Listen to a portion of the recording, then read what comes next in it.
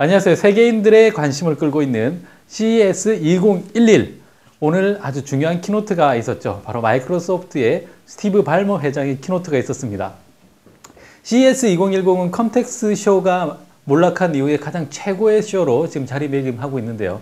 이번에도 굉장히 많은 정보들이 나올 걸로 많은 사람들이 기대를 하고 있었습니다. 스티브 발머가 오늘 키노트를 하면서 여러 사람들을 불러내면서 하나씩 소개를 했는데요.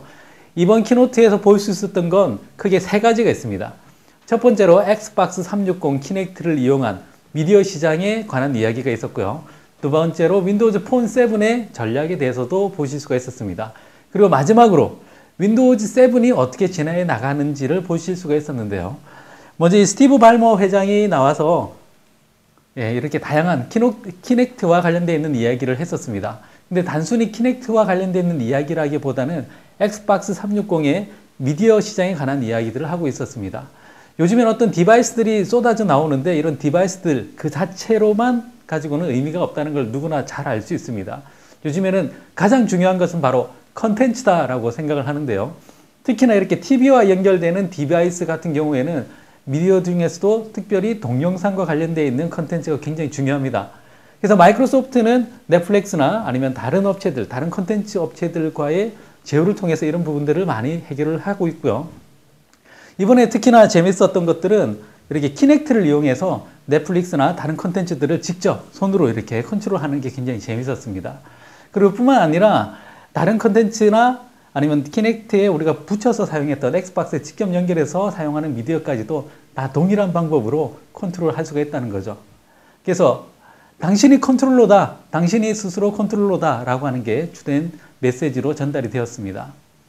윈도우즈 폰과 관련되어 있는 이야기들은 생각만큼 그렇게 많은 이야기들은 많지 않았습니다.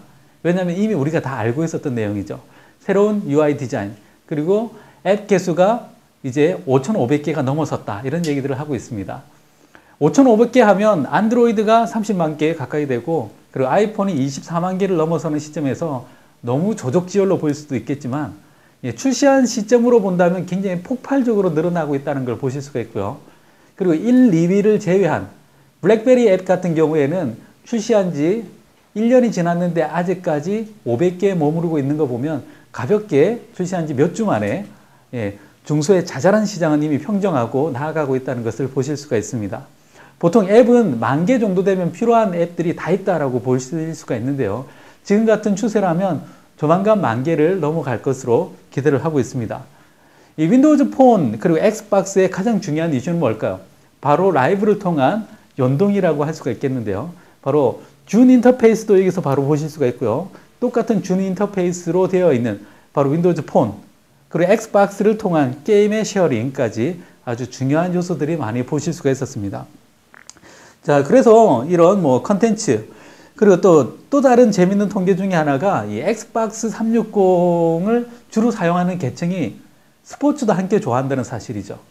미국에서는 스포츠 게임이 특히나 인기가 좋은데요. 그래서 EA 스포츠와 같은 그런 스포츠 게임광들이 많습니다.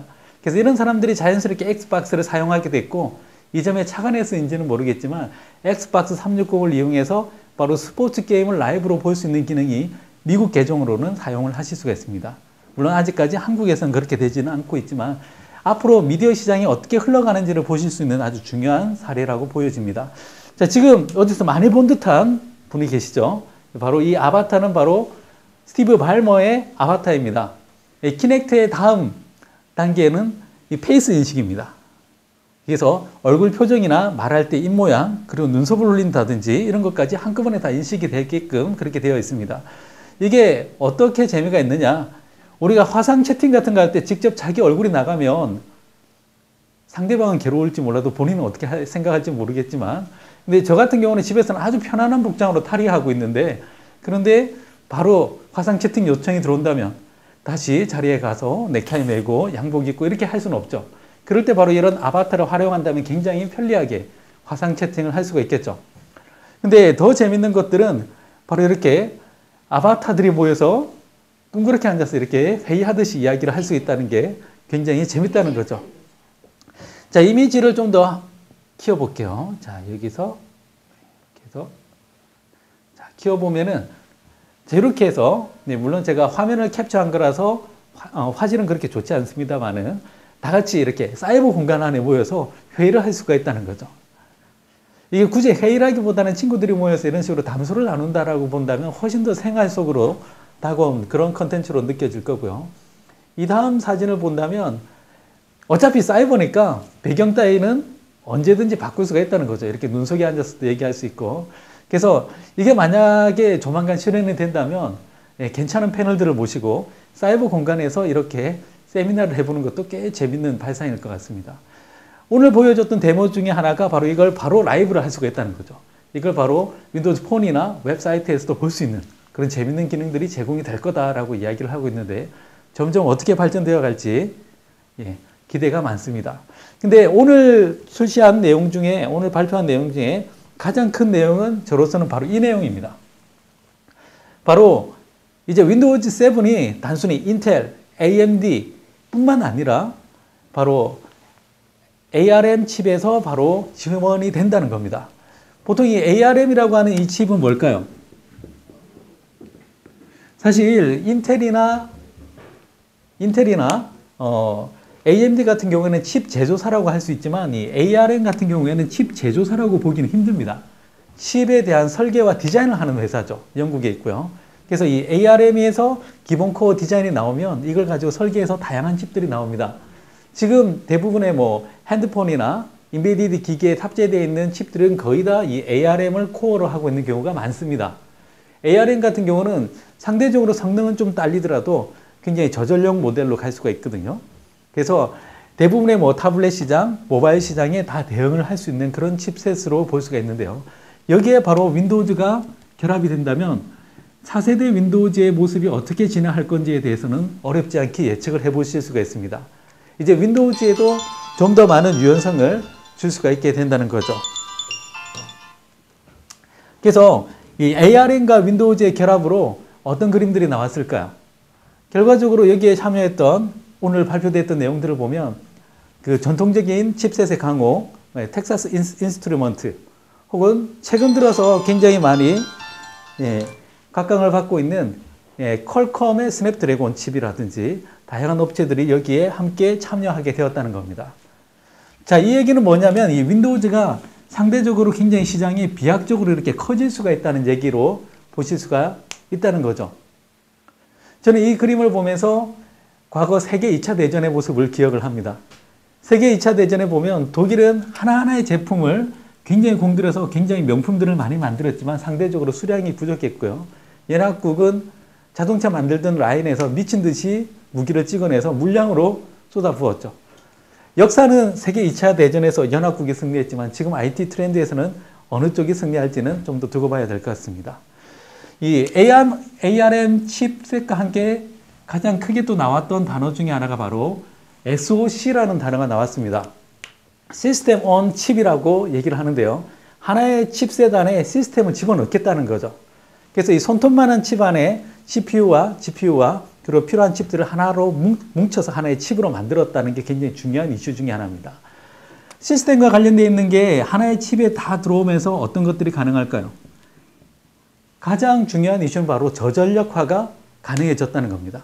그리고 두 번째로 디바이스의 소형화가 가능해졌다는 거죠. 그래서 오늘 발표되어 있는 그 시제품은 윈도우즈 7이 설치되어 있는 PC인데도 불구하고 거의 10시간 동안 지속적으로 사용이 가능하다고 이야기를 하고 있습니다. 그래서 오늘 가장 중요한 키워드는 always on, always connect라고 할 수가 있죠. 10시간이면 잠자는 시간을 제외하고 거의 하루 종일 PC를 가지고 작업을 할 수가 있다는 겁니다.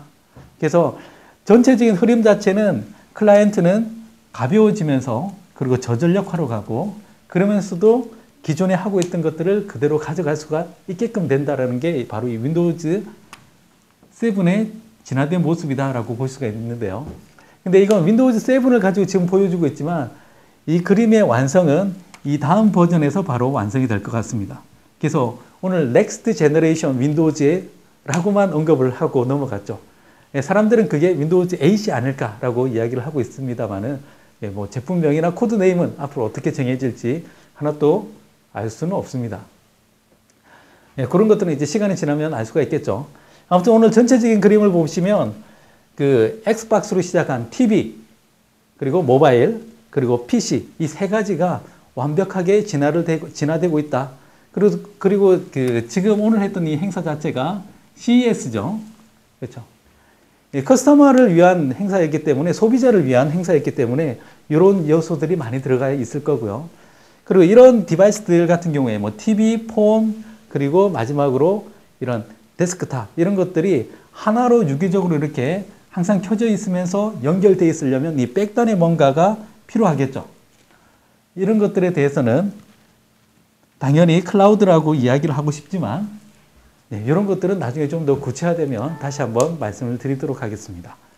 오늘 주저리 이야기가 많았는데 굉장히 많은 변화가 앞으로 있을 겁니다. 그리고 이런 변화들을 지켜보는 것도 굉장히 재미가 있을 거고요.